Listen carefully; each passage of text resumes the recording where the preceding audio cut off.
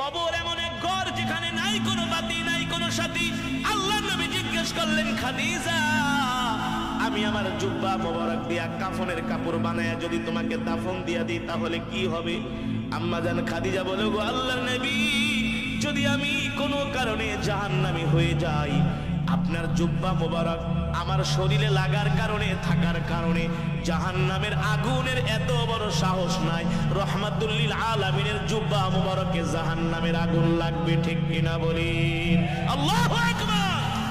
2 নম্বরে, আমি তোমার কবরের পাশে কেন হাঁটবো?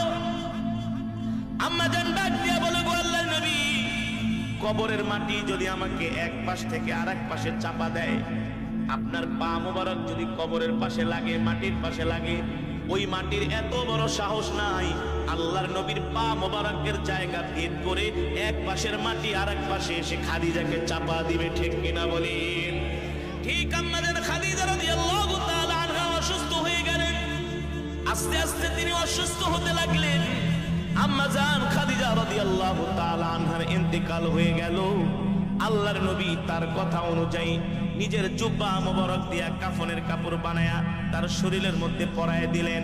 নবীজি জানাজা দিয়া আম্মা জানের লাশটা আম্মা জানকে কবরের মধ্যে শোয়ানোর জন্য আল্লাহর নবী নিজেই নেমে গেলেন। নিজের হাত দিয়া আল্লাহর নবী রহমাতুল লিল আলামিন আম্মা জানকে দাফন করলেন। কিন্তু আম্মা জানের চেহারা মোবারকটা বারবার আল্লাহর নবী পশ্চিম দিকে, কিবলার দিকে ফিরায় দেয়, কিন্তু আম্মা জানের চেহারা মোবারকটা পশ্চিম দিকে ফিরে না, বারবার আসমানের দিকে ফিরে যায়, বারবার আসমানের দিকে ফিরে যায়। নবীজি চিন্তায় পড়ে গেল, ব্যাপারটা কি? মুসলমান মারা গেলে তো তাদের চেহারা কোন দিকে ফিরায়? কিবলার দিকে। কিন্তু আম্মা জান খাদিজা রাদিয়াল্লাহু তাআলা আনহার চেহারা মোবারক কিবলার দিকে ফিরে না, আসমানের দিকে ফিরে। মানে আল্লাহর নবী ফিরায় কিবলার দিকে, আল্লাহ তাআলা ফেরেশতাদেরকে দিয়া ফিরায় ঘুরায় রাখে আসমানের দিকে। সুবহানাল্লাহ বলে। নবীজি চিন্তায় পড়ে গেল, কারণ কি? কি হতে পারে আমার খাদিজার চেহারা ফিরায় কিবলার দিকে, হয়ে যায় আসমানের দিকে? 3 বার এমন হয়েছে। নবীজি চিন্তায় পড়ে গেলেন। আল্লাহ তাআলা জিবরাইলকে পাঠাইলেন, ও জিবরাইল যাও, জমিনে যাও, আমার হাবিব টেনশন করতেছে, আমার হাবিব চিন্তায় পড়ে গেছে, কেন খাদিজার চেহারাটা কিবলার দিকে থাকে না, আসমানের দিকে ফিরা যায়। তাড়াতাড়ি যে আমার হাবিবকে বলে দাও। এবার জিবরাইল আয়েশা বলেন, গো আল্লাহর নবী, আপনি কান্না করেন কেন? আপনি কান্না করবেন না, আপনার চোখের পানি আরশের মালিক সহ্য করতে পারে না।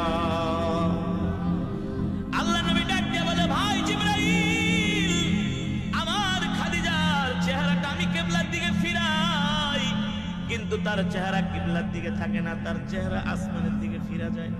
আল্লাহু আকবার। জোরে বলেন আল্লাহু আকবার।